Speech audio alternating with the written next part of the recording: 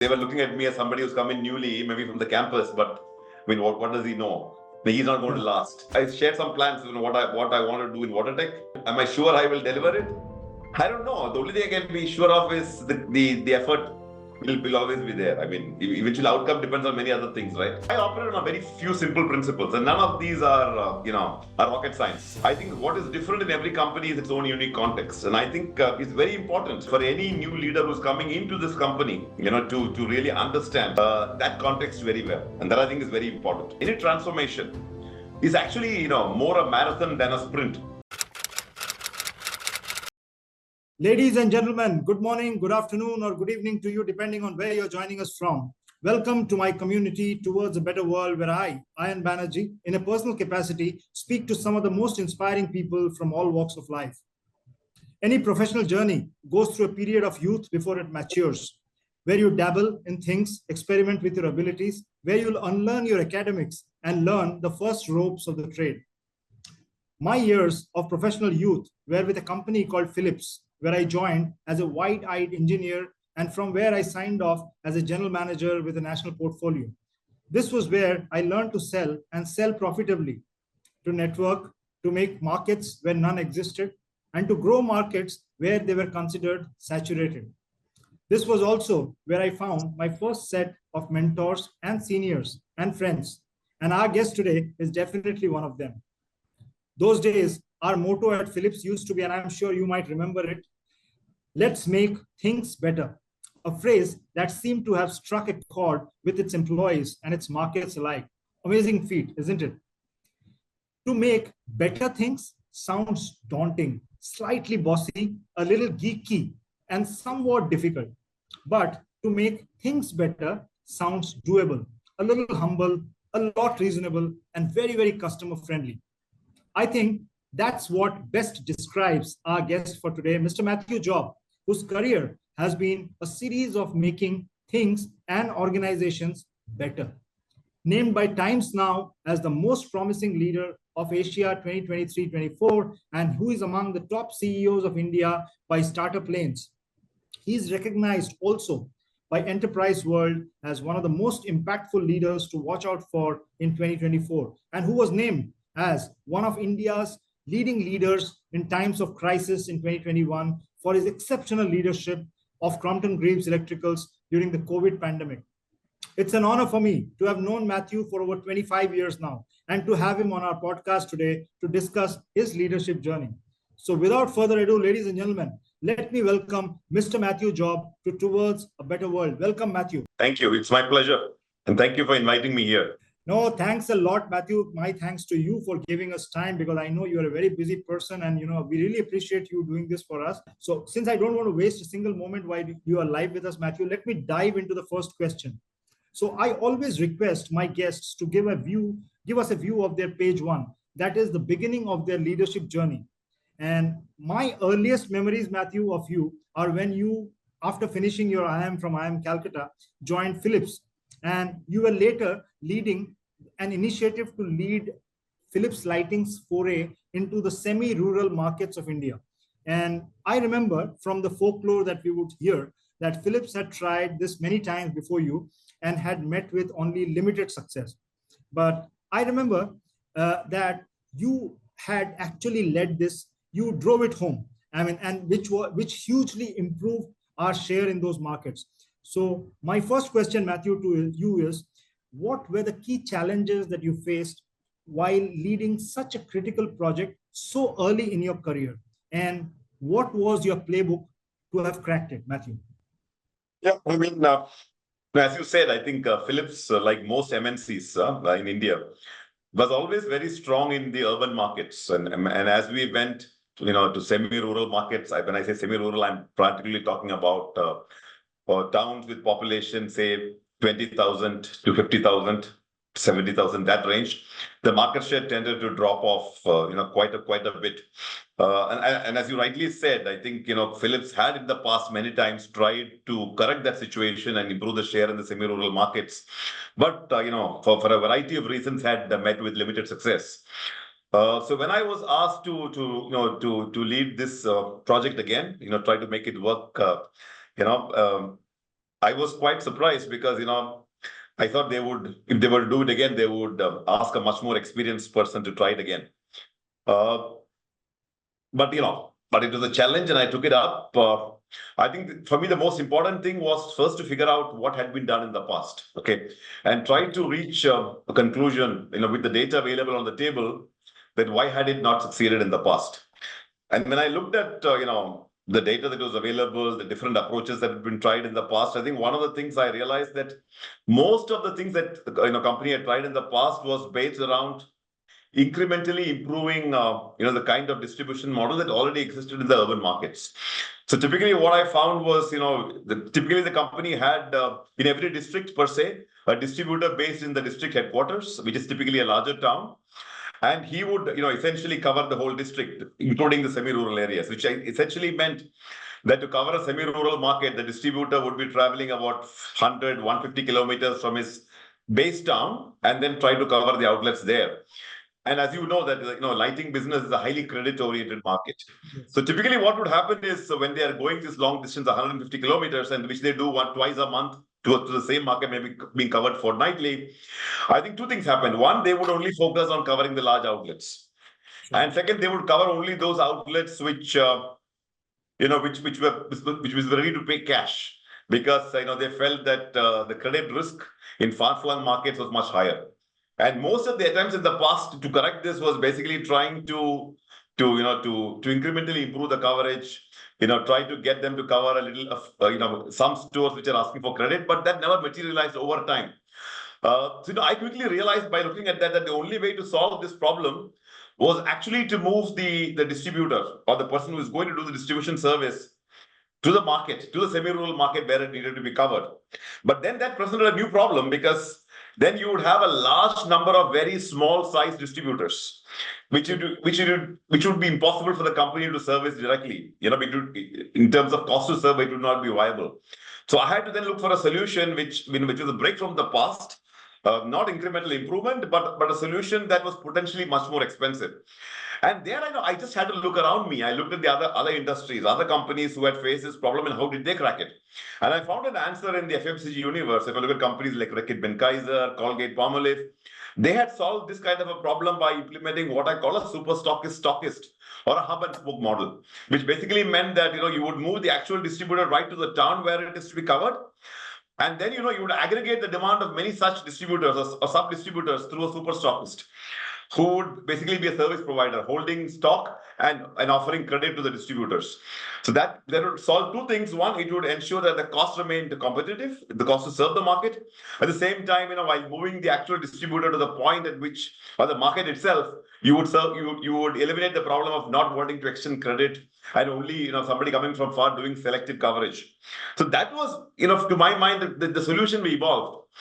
But I think the actual challenge in the whole process was not actually identifying what needed to be done, but in actually getting it done, primarily because there was likely to be many sources of resistance. And I think having been a trained black belt myself at that point of time, I could look at I wanted to identify what are the typical sources of resistance. So I did a typical stakeholder mapping, and I found that the resistance could come from a few quarters. One, the existing distributors who were doing some sort of coverage in those markets, although not effectively. Now you are going to ask them to stop covering those markets so that we could put a new distribution structure in place. So obviously they were going to lose some business. Okay, that's one. Second, the salespeople who were handling those distributors already had an annual target, okay, which they now would have to achieve after giving up those markets. Whatever small business was happening in those markets, they would have to give it up. So there were two primary sources of resistance: the distributors, the large distributors in the urban cities who used to cover these markets before, and second, the Philips sales team who used to cover them. So I said the best way to tackle this is one, by doing a pilot, okay, and second, to form a team for the pilot, which included some of these salespeople, who were likely sources of resistance.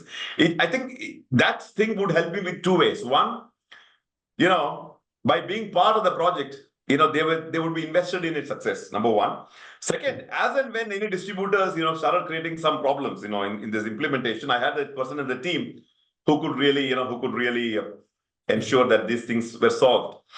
So that I think was very important. Second, in the course of the pilot, I wanted to prove to them that whatever little business the distributors would lose because of giving up this market, they would actually be able to make up by better coverage in the markets that remained with them, because they had much more time and energy available to focus on those markets. So basically, it was a two-pronged approach. One, identifying the sources of resistance. Second, doing a pilot, and co-opting some of the people who could resist into the team, to get them to participate in the success of the project. That was one. But I think I also want to share, a very much a different thing which came up. One of the things we had decided when we went on implementing this project was that we would try and implement or launch a second brand, because we did feel that the Philips brand, being at the premium end, may be a little too expensive for the semi-rural market. So we wanted to bring in a second brand. In fact, I had put up a proposal of launching a second brand. We had even coined the name Jyoti for the second brand, even shaped up a jingle like Desh Ki Jyoti on those lines, and it was all ready to launch. I had hired 35 people from companies like Coke and Reckitt Benckiser and Colgate and so on and so forth to help launch this program. So I had 35 people, and it's all set to launch. But just about 2 weeks before the launch was to happen, Philips globally made a decision not to allow any second brand, which basically meant that wherever second brand already existed, they could continue with it, but the company would not allow the launch of any second brand anymore. And there I was faced with a new problem, because 35 people I had hired from all these companies, and then now the company was telling me, boss, you cannot launch this second brand, so you might as well shelve the project. And for me it was very difficult, because I had hired 35 people myself, handpicked them, and I could not just throw them under the bus because the company had changed its policy on second brand. So then I was left with the difficult problem to solve, because the people were here. Obviously, there was no place for them in the normal urban organization. So I had to rethink my entire strategy, and I decided that I would try the whole new distribution approach, but with the Philips brand. But then I had to go back and convince the senior leadership, which had earlier signed off on the second brand, and tell them that okay, now I will try it, but with Philips brand. Maybe the success may not be as dramatic, but I still wanted to prove to them that you would still get significant benefit.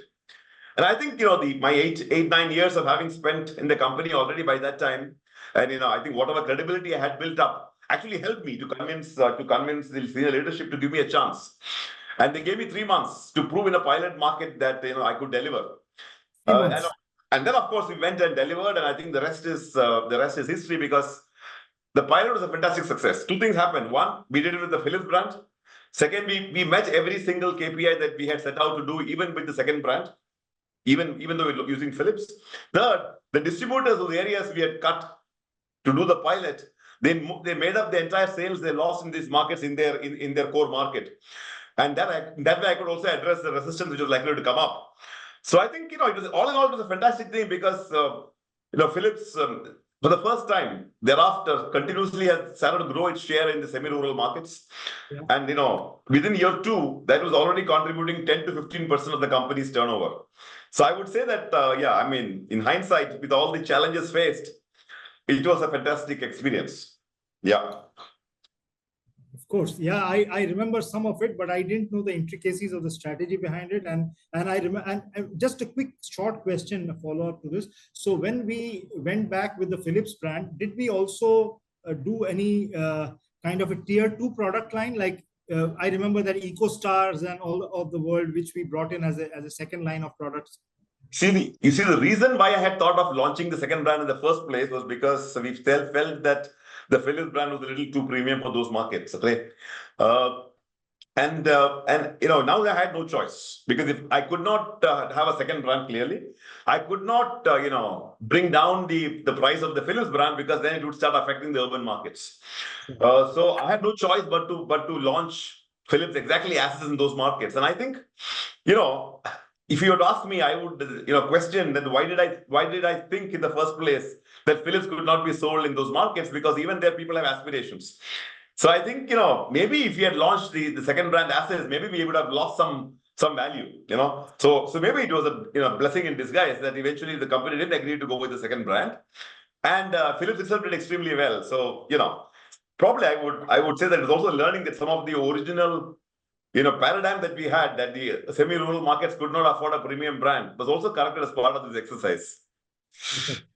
Yeah, perfect. I think, that's fantastic. And, the reason I wanted to start talking about Philips, Mathew, is because you started with a company, and the whole discussion which you narrated just now, the discourse was about a premium brand and how you went from there and created other brands. So that's what brings me, to the next question. So now, I want to talk about your career path, Mathew, where you've really moved strength to strength with each assignment. And I have spoken to you about this.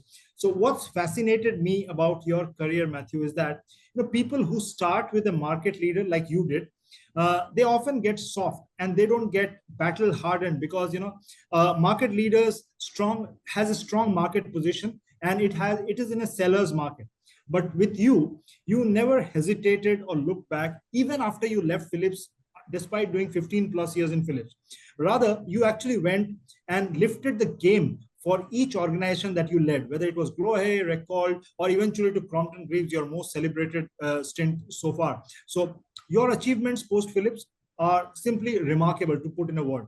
And especially your run as the Crompton Greaves Electrical CEO, where you transformed, I don't know if sleepy is the right word to use, maybe I'll say middle rung organization into a top market player.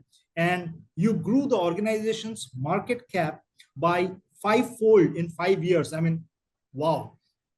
So my question, Mathew, is how do you prep for each role, and what's your playbook? I mean, at least if you could share with us the top few things that you focus on as your 90, 180, and 365-day priorities, Mathew. I think, so let me start with saying in Philips, obviously, as you said, Philips is a market leader, right? And I started my career actually, doing, selling bulbs as a frontline salesperson, after my first year of training. This was Hyderabad? Was it Hyderabad? It was in Mumbai. So I started in Mumbai as a frontline salesperson selling light bulbs. And that was a market in which, Philips had remarkably high share. It had a 40% share. And thereafter, after a year of being in that market, I was then transferred to Karnataka. Okay. And Karnataka, based in Bangalore, was one of the 3 or 4 states in India where Philips did not have market leadership. In fact, it was second brand to a local company called Mysore Lamps. And I think, I was tasked with doubling the market share of Philips in that market in 2 years, from 12% to 25%. So while I was at the market leader, already in Philips, I had an experience of working in one of the 3 or 4 markets in India where Philips was not the market leader. So I had got I think in Philips 15 years, I got a breadth of experience, both strong markets, weak markets, marketing, product management, semi-rural, everything. So I think that helped me in my subsequent roles. And I think I operate on a very few simple principles, and none of these are rocket science. I think the first thing is, I've learned that every company, okay, it has its own unique context.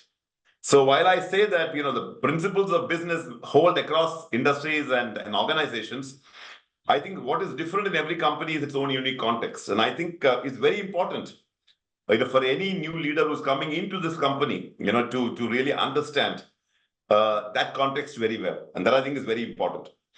I think the second thing which I always keep in mind, and I think is very evident, that any transformation is actually, more a marathon than a sprint. Okay. Sure. I think one of the mistakes that leaders often make when they come into the company is they feel pressurized to come in and make some immediate changes so that they can create an immediate impact. Okay. And that actually, takes away from the point that you need to really understand the context of the company very well, what got it, to where it got to. Okay. So I think also in a marathon, it is not the person who is leading at the end of the first lap who is going to win the race, correct? So I think you have to take the time to really understand and then start to act. The other thing is, I think the leader, whoever comes in, does not need to know all the answers himself. I think what he has, when he comes in, what he has, he is the wealth of knowledge, experience, and skills that is there in the company. Okay.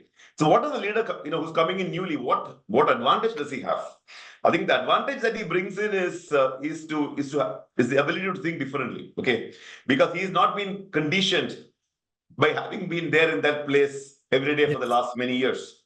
Yes. So I think it is to ask the right question, not to give the answer. I think, a new leader coming in, I think his biggest contribution to the company is to ask the right question and let the people in the company who have the experience, the skills to come up with those answers themselves. I think that will bring two benefits. One, I think the quality of the solution that comes out from such deliberation is likely to be better than what anybody could do individually. And second, the kind of buy-in that such a solution is likely to have is likely to be infinitely better because the solution has been worked by the people themselves. Bottom up. Yes. Last but not the least, I think is change management. I think, we often think that if something is logical, it will very easily be adopted by people. But that is not the case because what is logical for one may not be very logical for somebody else. Correct? Sure. So I think one of the fundamental challenges when you try to take an organization to the next phase is to invest sufficiently in change management. And that means a couple of things. One is to have patience. You have to be patient because things don't change that quickly. That's why you say that the more you try to change things, the more they stay the same. So I think be patient. And second is you have to invest sufficiently in training, capability, and skill building. And it is not that it's going to work on day one. You got to train and retrain and again retrain. And one will start to see small incremental improvements over time, which will all build up over time. So if I go back to your question, I never come into a company with an agenda of 90 days or 180 days or 360 days. Okay. I always come into a company knowing that the people who are there know far more about the industry, the business, and the company than myself. Second is I take enough and more time to understand the context of the company, what has worked well for them, what has probably not worked so well, what competitive pressures are there, what has changed over time, and then start to look at what are the fundamental things that need to be fixed. Of course, don't mistake me when I say that it's a marathon and not a sprint, and so you don't need to take a decision. No, that's not what I'm saying. I'm saying that you must give yourself enough time to understand the context and things that need to change. The things that you need to keep the same, also very equally important. And once you're clear, I think what needs to change, then of course you need to act firmly and act quickly, and also communicate why you're doing so. So I would put these things as what I have tried to do in every company. It's not that, and some of them, of course, I've learned by making some mistakes, which always happens. But I think I would say that what helped me in Crompton and what continues to help me today are these things. Spending enough time to understand the context of the company, recognizing that transformation is not something which you need to achieve overnight. I think I never feel pressured to find all the answers myself. I ask the right questions, let people find the answers. And four, invest sufficiently in change management and try to have more patience all the time. It doesn't come easily, but these are the things I would talk about as key to success in the stints that I've had. But just you would know that Philips is an MNC. Grohe was at that point of time. Philips was a market leader in India. Grohe was a newbie, a new entrant into India. Blackgold was a family-owned company owned by an Italian family. Crompton was a private equity-owned, board-run company. So I think working in all these companies has taught me these things, that if you don't do these right, you're going to create more problems than solve anything. Yeah.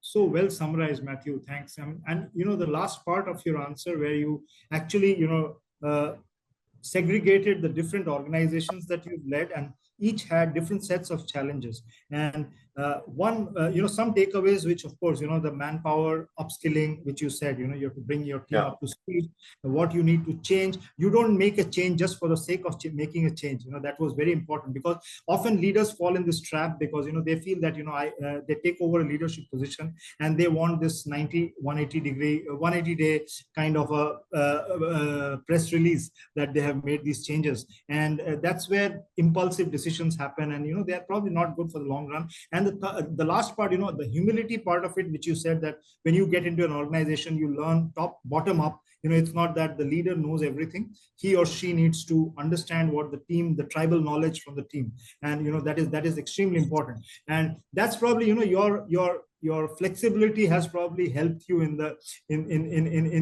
your journey, Mathew. So that's really a great summary and a remarkable journey, Mathew. And now if I move to leadership essentials, which is kind of the core of this podcast. And by the way, Mathew, just after we started, we've gone live. So the people are live and they've already asking questions, etc. So I'll move to leadership essentials. So there are some common pillars, and you mentioned some of them while you were answering the first question, on which B2C or B2B industries thrive.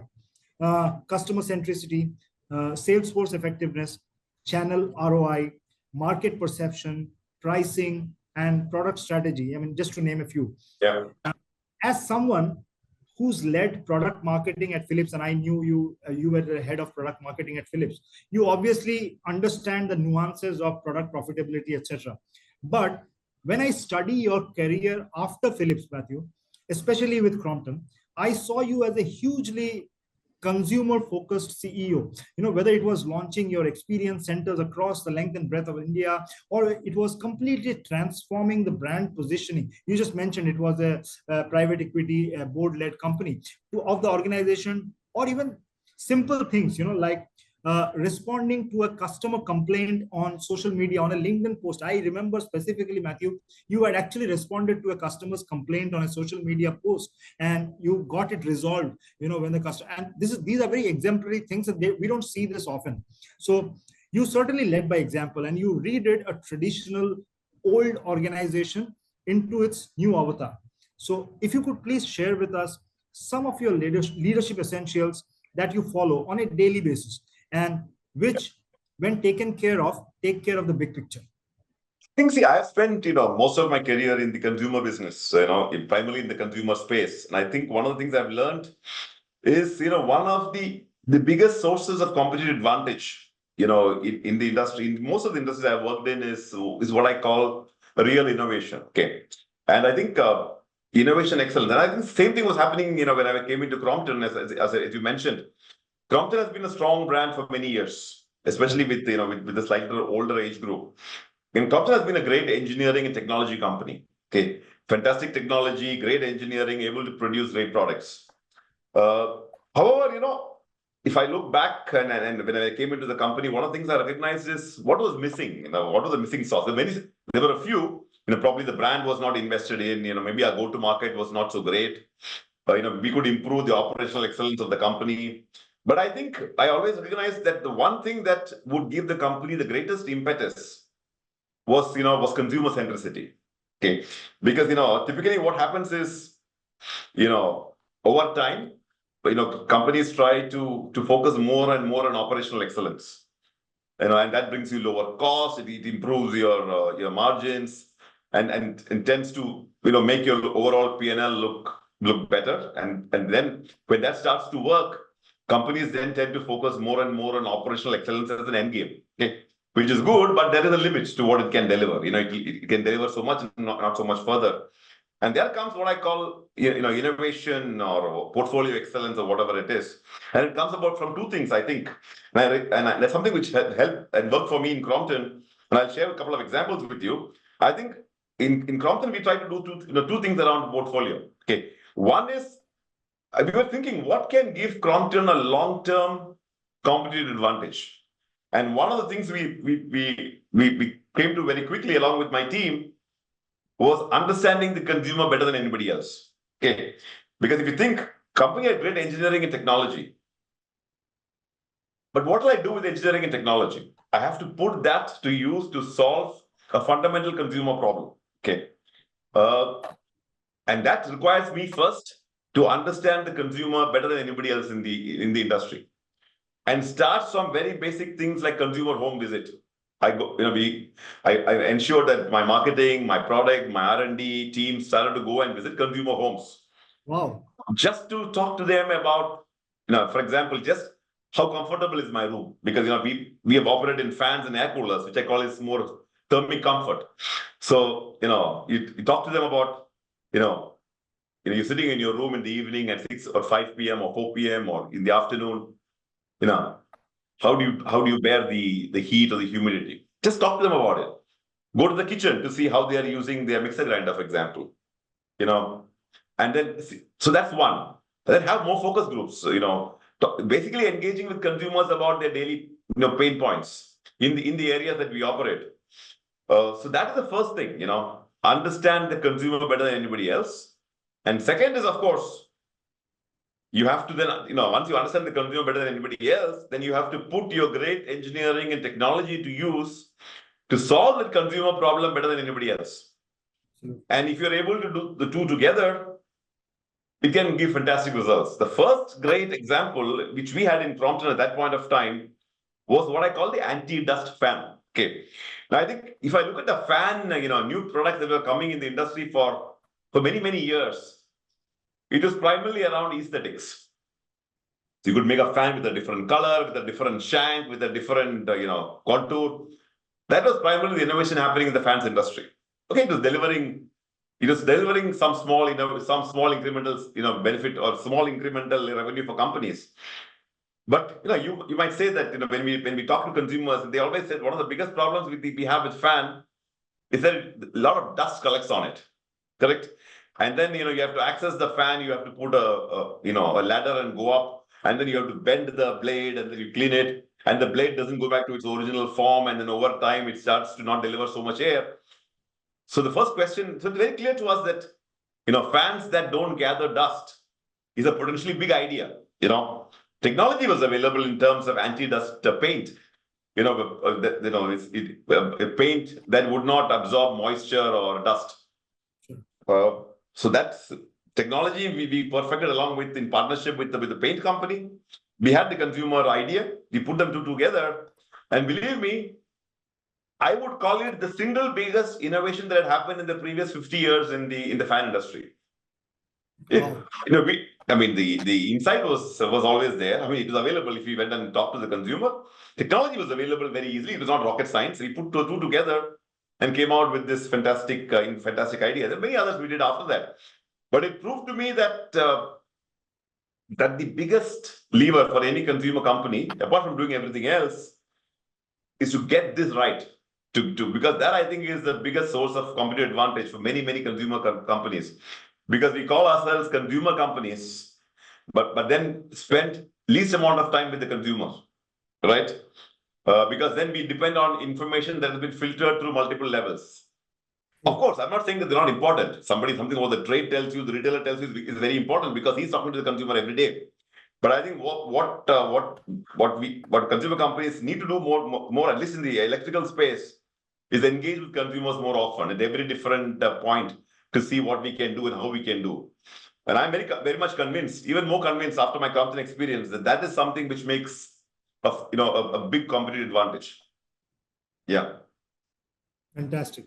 Of course, what you said was which is the missing link probably, Mathew, is that the end user experience, and people tend to, and as companies get more successful, they probably, as you said, they listen to matrices and market analysis, etc., but they don't listen to the person who pays for the bread and butter, which is the consumers. And this was such a great and a very simple example you shared, the anti-dust fan, which is, like you said, like in 50 years it was, and I'm sure people would have thought about it, but I think the missing link was nobody had acted on it. And I think that's what probably, and just for the viewers, if you just want to know, under Mathew, Mathew had joined, and I'm quoting public domain numbers. It may be here and there a little bit, but when he took over Crompton, it was like a 5,000 crore company, and when he left, it was close to 20,000 or plus crore company. So market cap, yeah, market cap, and and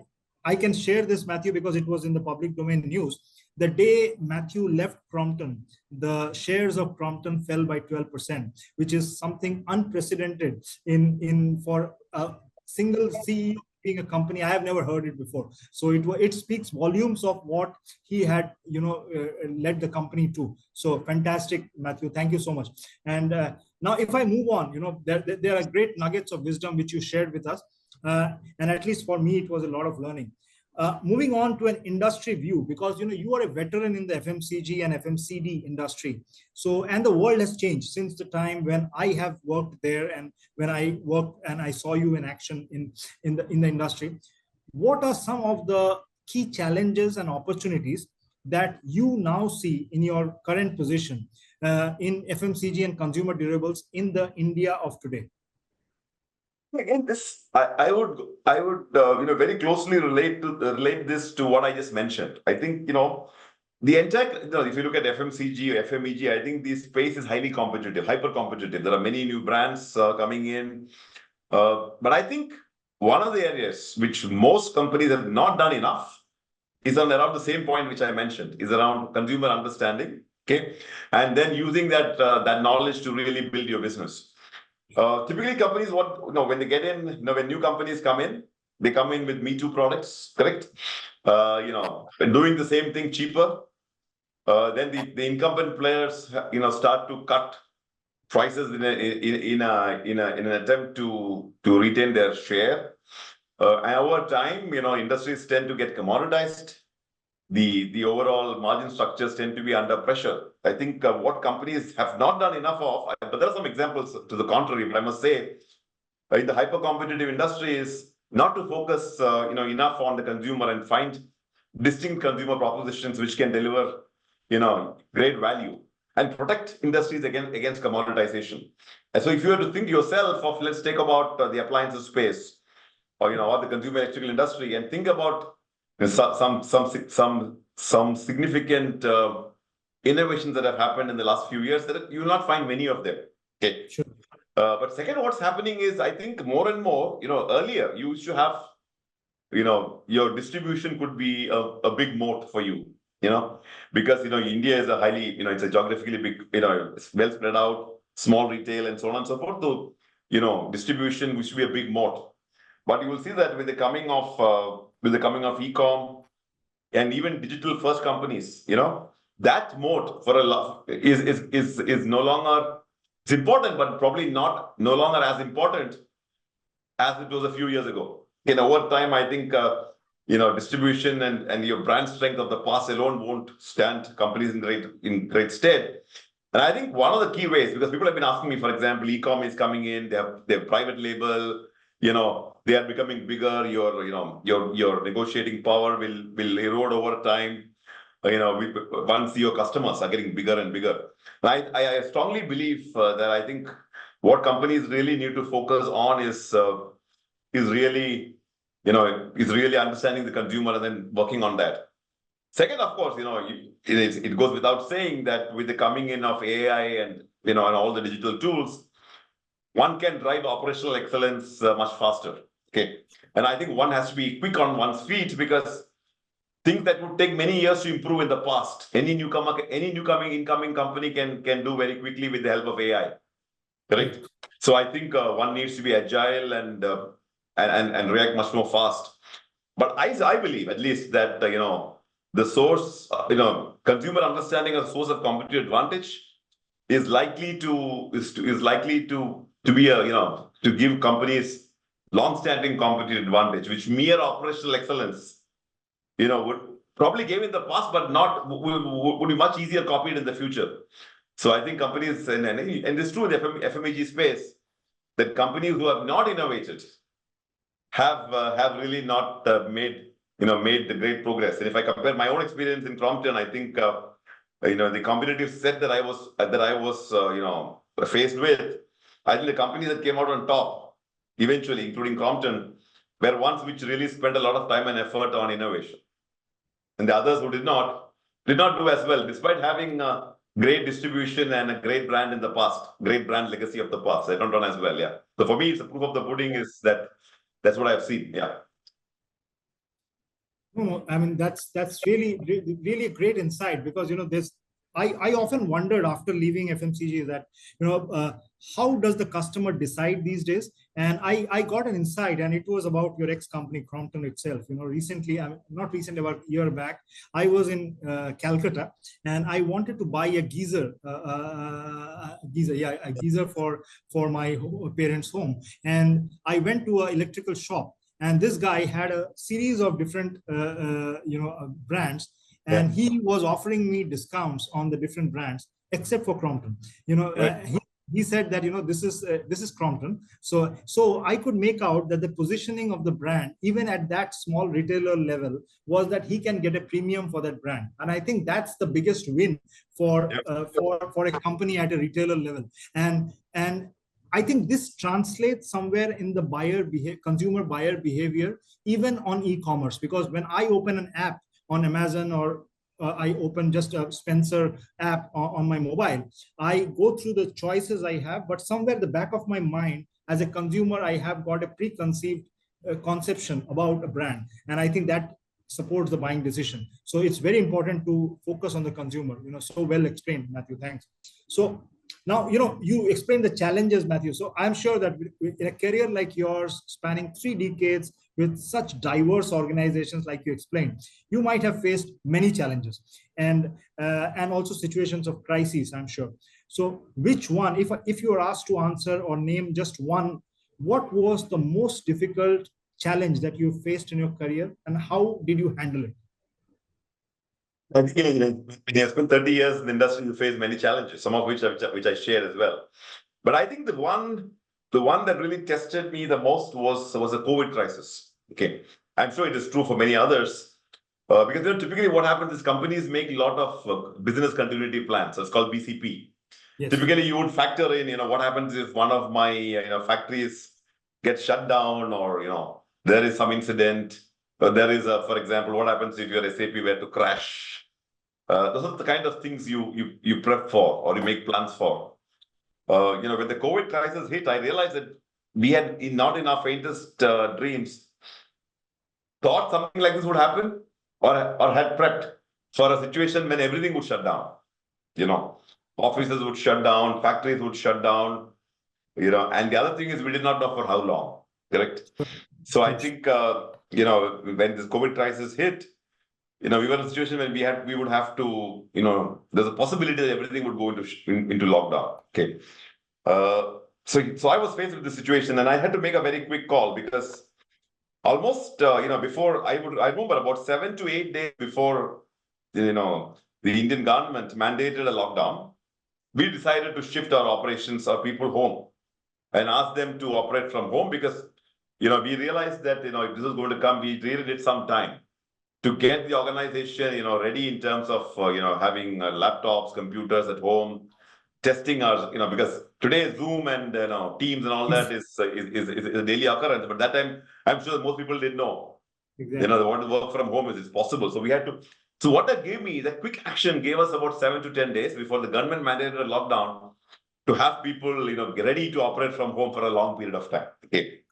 The second, I think, is we very clearly, and in this kind of situation, people are highly insecure. One, for the health and well-being of them and their family members. Second, job security, because when faced with crisis of this nature, companies have to find a way to protect themselves. There's a real danger that they start downsizing or something like those.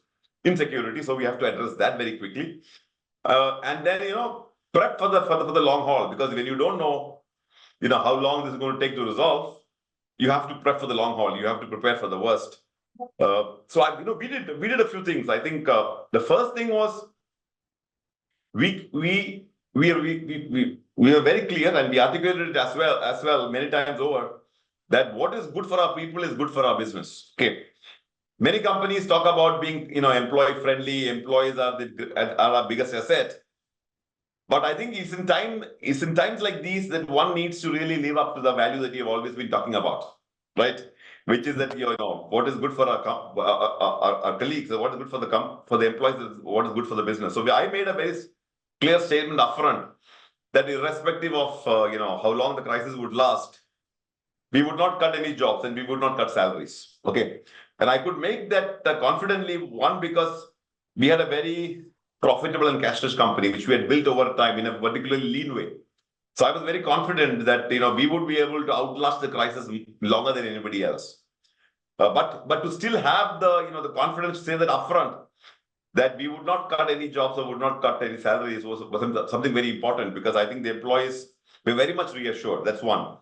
Second, I used to have a leadership call every day with every one of my key team, although there's nothing to do. It's not that you're going to go out and sell, but we were preparing. So that's something which I used to do every day.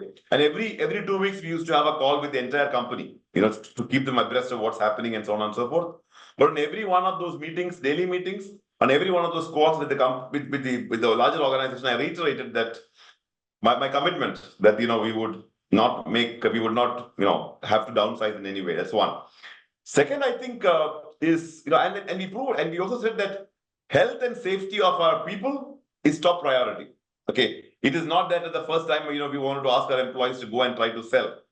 So we said that only when things are, reasonably under control, we want them to come to the factories or go out to sell. It's only just talking. You have to walk the talk. But being very clear that health and safety of our people is number one priority. Okay. Second, I think very clearly we said cash and cost conservation is very important. And there, I think, like we all of us know that, cash is in the bank and can be used to pay bills. Profit is in the books, can't be used to do anything, correct? So while cash is, king at the best of times, in times of crisis, it becomes even more important. So we focus everything in terms of maximizing cash collection, giving incremental discounts. There's always people were saying that if you give more discount, you can sell more at this time. I said no. The time now is not to sell more by giving more discounts, but to collect the cash, because that I knew that if I had to, if the company had to set up for a long haul, you have to have cash. So while we were cash rich, you could always get more cash. It's something we focused on. And cost. In terms like these, the danger is you cut the good cost, correct? So we clearly articulated what is the good cost and the bad cost. The good costs are fundamental costs about, R&D and things like those, which are building business in the long term, we said we will not cut. The bad cost, which is conferences, events, splurging money on, on some meetings and all that, we said we'll shell them. So very quickly we cut those. And we saved almost, for a company which was about 4,000 crores of turnover at that time, maybe 5,000 crores, we cut 100 crores of cost. Which also meant that even in the most difficult period, when there was hardly any business, we were the only company in the industry who could manage and retain our profitability. Okay. So second is cash and cost conservation, these two things. And third is be ready to ramp up when the opportunity presents itself, because like people say, every crisis is also an opportunity. Correct. We said that we were best positioned because of our lean cost structure, and because of the fact that we had taken very good care of our people. And the crisis hit, paying for whatever. There were company policies which said that, I could only pay, for example, if a person got hospitalized, the limit was 7 lakhs, for example. But there were people who contracted COVID, for whom, the expense was running to 12 lakhs and 15 lakhs. That point of time, they were no possibility that they could pay for it, because they were worried about, keeping their homes running. And the company said overnight that irrespective of, what the policy is, the company will pay for 100%. Wow. And we will not recover anything from anybody. Okay. So I think because of those actions, our people were raring to go when things opened up. And we were very clear that when things open up and things become safe, we would be the first one off the blocks, in terms of pace. So 3 things, employee health and safety over everything else, reassuring them, cash and cost conservation. And number 3, ramping up very quickly when the situation improves. I think that 3-pronged strategy is one to actually help Crompton emerge far stronger from the crisis than when we went into it. And you briefly mentioned that I was awarded as one of India's best leaders in terms of crisis for the management during the COVID pandemic. But to be honest, it was not an individual effort. It was my entire leadership team with me who managed to navigate the company through those very tough times. And I think when I think back about it now, I didn't know. I even now wonder how we managed to do the whole thing pretty well. Yeah, but it's been probably definitely the most difficult crisis I have faced in my career so far. So amazingly put and so humbly put, Mathew. And I was just going to add to that, so Crompton was one of the best managed companies, and you got an award for one of the best top CEOs in times of crisis by Deloitte for this. And what you mentioned just now, Mathew, was a typical playbook which we read about, which thinkers and management leadership authors write in books, but they don't really follow. Taking care of your people, ensuring that there are no layoffs, making people secure when they are inside a crisis, so that they are rearing to go when the crisis ends, and save money, be frugal. And you mentioned that you were maintaining the profitability within COVID, which is kind of remarkable. So fantastic. So thanks, Mathew, for the great insight. And I hope that the leaders listening in, young leaders, learn from this. So moving on, there are a lot of questions which have come in, Mathew. So before we go into the audience questions and open the floor, just to know from you about water tech, because we know that both you as well as the organization are on the to watch out for list for 24 and beyond. And can you please share with us some of the great work that the company is doing, and what's your vision for the company for the next 5 years? Yes, see, this company started in 1997, with an aim of becoming one of India's leading companies in the bathroom space, by providing outstanding solutions. Uh, so, the company has been around for about 27 odd years. And last year, the company went in ownership change when the original promoters of the company sold to private equity, Warburg Pincus, which is an American growth investor. Okay. So I joined the company about a year ago. We are very strong in the polymer bath fitting space, especially in the south, and we have some position in the east. Obviously, we have a ambitious goal of really becoming one of India's leaders in this space in the next 5 to 6 years. And I think there are multiple opportunities. I think, as I mentioned, we are very strong in the polymer bath fitting space, both in south, and we have a reasonable position in east. But what we have going for us is outstanding quality. I think the passion within the company for quality, the way it's manufactured using the latest technology, using the best-in-class machines, using Industry 4.0 practices, all have given us, I think, a set of products which we really believe can really take this company far. So first, the first thing in any such growth agenda is to focus on your strong areas.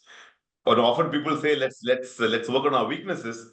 But I think for me the most important first thing is strengthen your core areas where you're really doing so well, because that I believe will give us the time and the luxury of really focusing and on building your weaker areas. Because if your strong areas are under threat, you're not going to be able to really focus your effort on strengthening the weaker areas. So first thing is to really strengthen where we're already doing well, which is in the south and parts of east with polymer bath fittings. Second is, of course, we are not so strong in west and north in polymer bath fittings, so we have to make a breakthrough there. Okay.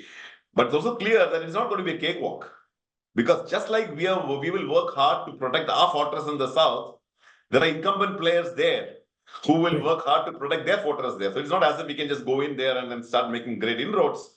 And there I go back to what I mentioned some time back, to understand what is the consumer pain point there, which I can solve better than incumbent players. For that, I need to understand the water conditions, okay, the way products are being used, what are the challenges they are facing, and then bring to them a solution which will help me make a breakthrough in these markets. That's what we are working on, to find a relevant consumer pain point which I can solve better than today's incumbent players there, which I believe, along with everything else, getting the distribution, getting the brand strengthened, working with the plumbers, if I can get this basic product proposition right, it'll give me a right to have some level of share in those two markets. That I think is agenda number one. Second, this company also launched pipes in 2012 or 2013. So it's been about, I would say, 13, 14 years, 10, 12 years, sorry. But I think we have not had the kind of success which we should have had. Okay. So I think there my agenda is to work along with the people in the company who have been here, along with my team members, to figure out what things did not work and why is it that we have not made the kind of progress that we should have. Tweak a few things, do a few experiments, and try to make things better. And have the kind of success which we have not had in the past. Maybe some things we try may work, some things may not work. But I'm very confident that over time, with the kind of impeccable quality and passion for quality that we have, we will be able to make a significant breakthrough there as well. The last but not the least, I think, the kind of products we have today, which is polymer bath fittings, primarily sells in tier 2 and below towns. Okay. But there's also a lot of growth happening in tier 1 and above. And there, I think the kind of products that sell are primarily metal fittings and slightly higher in sanitary ware. So there's also an opportunity there, because, as a company, we are great. We are very good at managing, we have the technology to manage water, which is what all these products are doing. So even though, in sanitary ware and in metal fittings, we may not have a great position today, we can bring the technology of water management to bear in those categories to also build a share in those segments in the years to come. So if I would say these three things put together, strengthen your core in polymer bath fittings, expand polymer bath fittings to the weaker markets by offering a superior product proposition, build a pipes business by doing the basics right, and trying to become a number 3, number 4 player, at least in 2 regions of India. Number three, bring our capability at water technology and water management to bear to the space of metal fittings and sanitary ware. I think all those things put together will help this company scale to being a pan-India, big player in this segment, maybe in the next 4 to 5 years. At least that's what we're trying to achieve here. Yeah.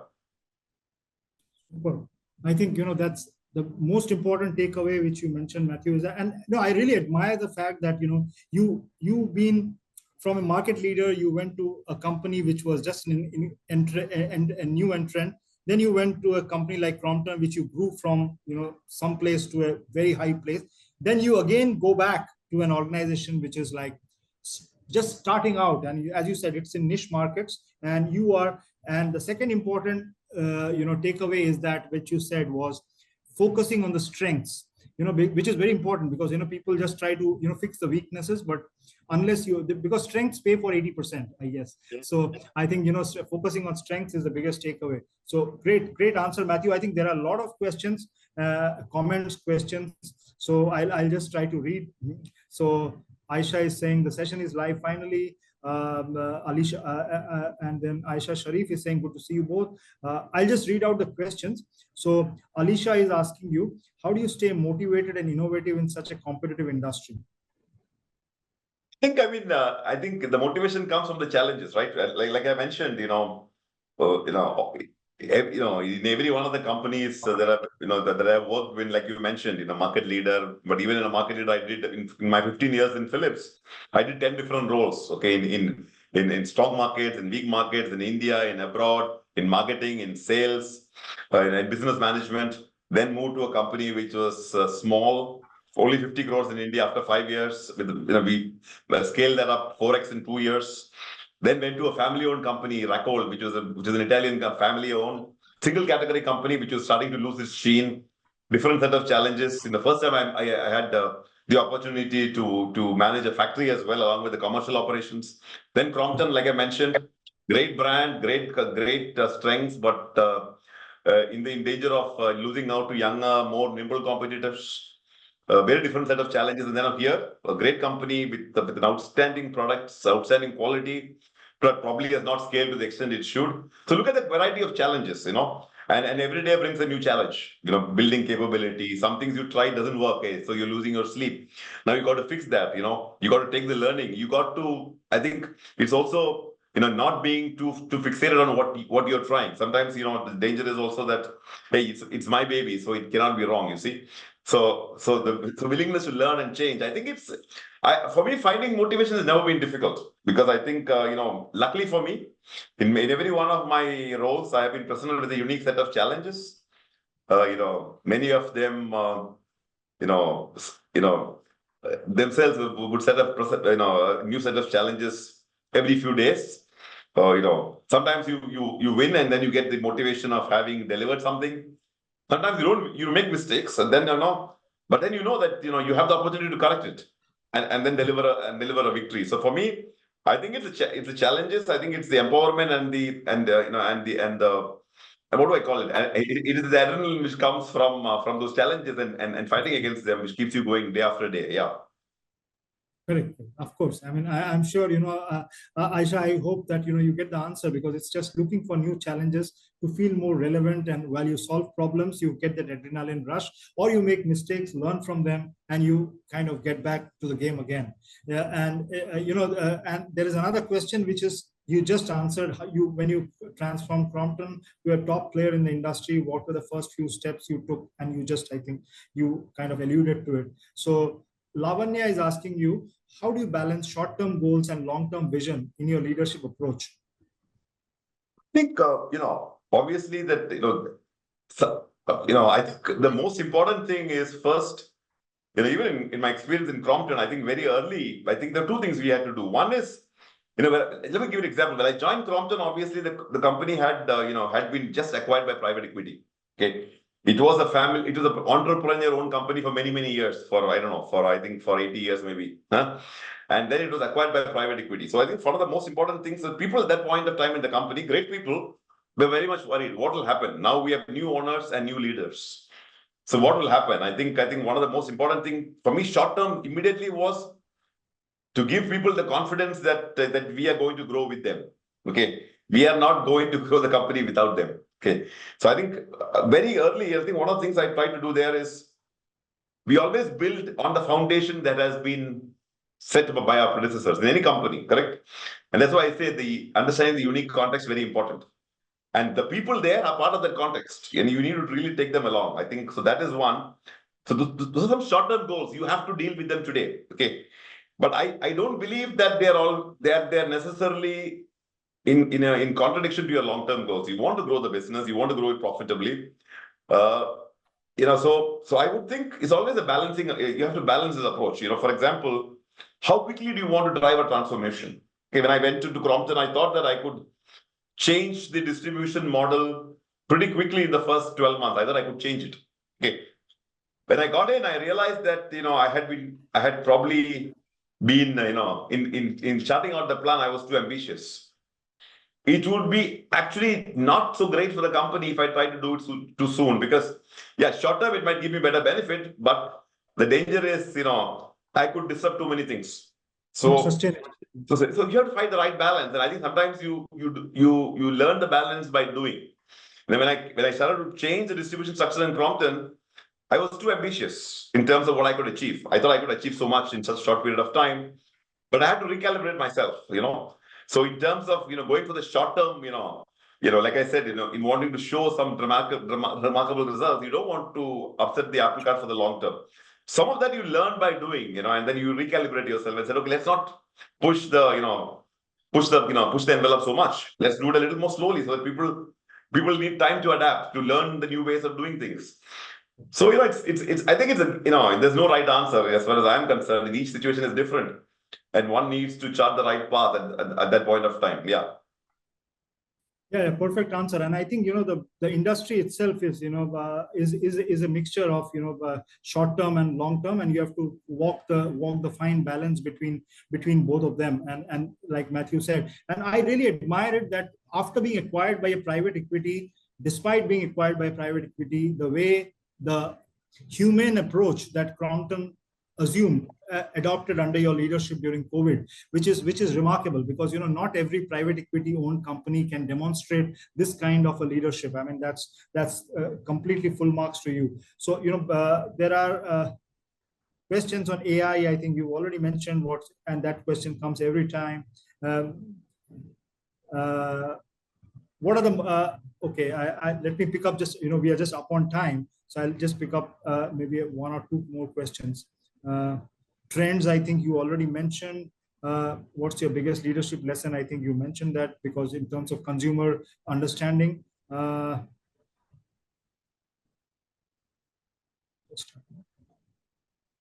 Somebody is asking you about if you can name a few books that have influenced you. So I think there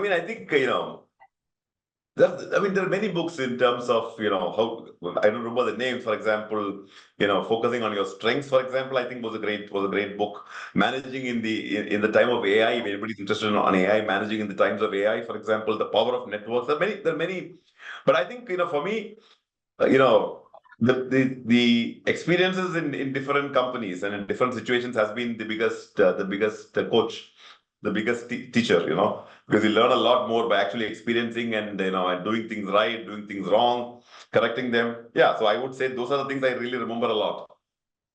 Great. This question was from Chirag. So Asad has asked what are big trends and shifts. Asad, I think your question is answered. So I'll still read out your question. What are the big trends, your shifts you see, keeping an eye on the future? And finally, Zishan is asking you, Mayuri had asked about AI. Aman had asked, who are just starting the career. And this question kind of is similar to what Zishan has asked, Aman Banusali and Zishan. Zishan is, you are both highly acclaimed leaders.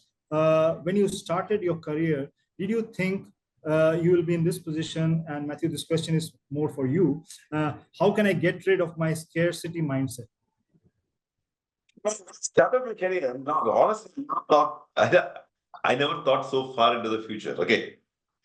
When I joined the company, my first thing is how do I do the job that was given to me as well as I can? Because don't forget, you've spent all all your experience so far is only on the books, right? And you're coming out to the real world at the first time, and then trying to find us, how things work, correct?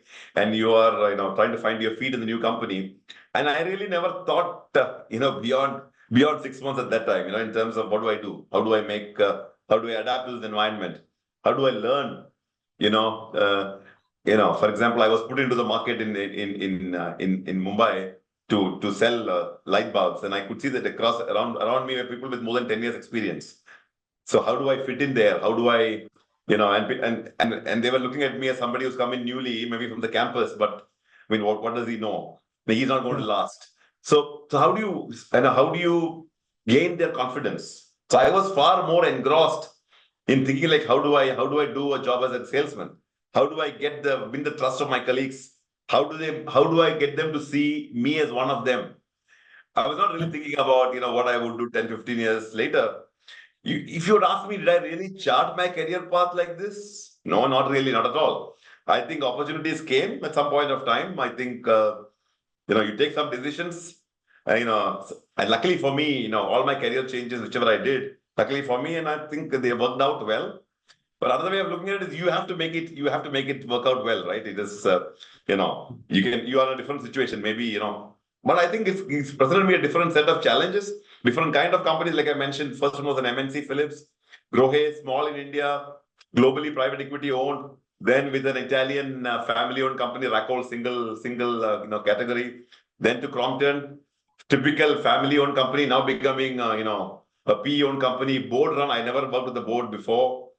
And much bigger business than the previous two I had handled. Now here again to WaterTech, private equity, took over a year ago. Great, big goals, trying to do something in a different industry again. So I mean, I think if you ask me, did I plan each of these moves at all? Not at all. To be honest, not at all. It just happened.